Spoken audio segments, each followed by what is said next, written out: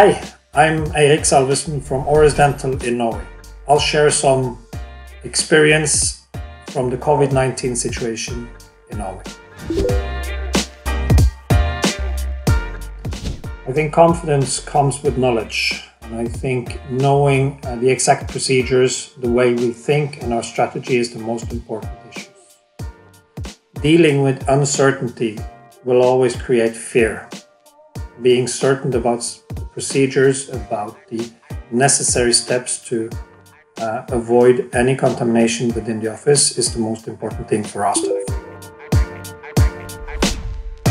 As you define a strategy of keeping your staff safe, you need to look into the different requirements to keep your staff safe. In this issue, I would say the personal protection equipment is the most important thing for them. So we started straight away when we knew this situation were coming to make sure that we had all the equipment available. We started screening basically all over the globe to get the necessary equipment for all our staff. In situations where you cannot meet at work and in the office as you normally do, it's important to use all the other arenas and the possibilities of keeping the communication and also training. Getting the information to our staff out was all about video meetings and Teams meetings and everything we did during the weeks that we were closed down. Even the training and the videos of how to put on the equipment, how to use it, the instructions on how to use it was all communicated digitally to them. And we kept a very open platform for questions and also instructions with us.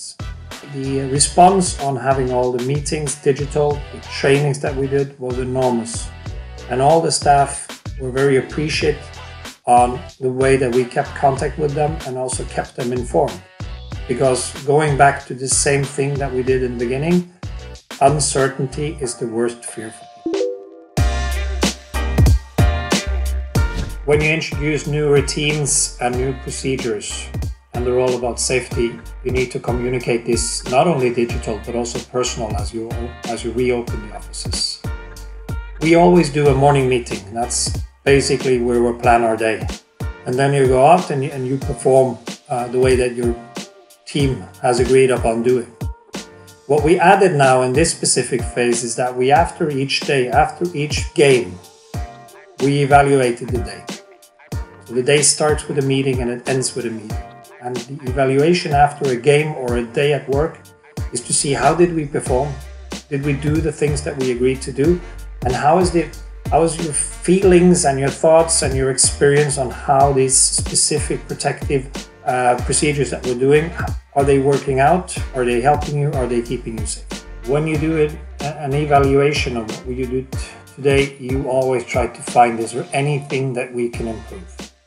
And by opening up for all the staff in each team to evaluate how they did it and the way they performed, new ideas and new refined procedures came up. So by involving the team, we even got better.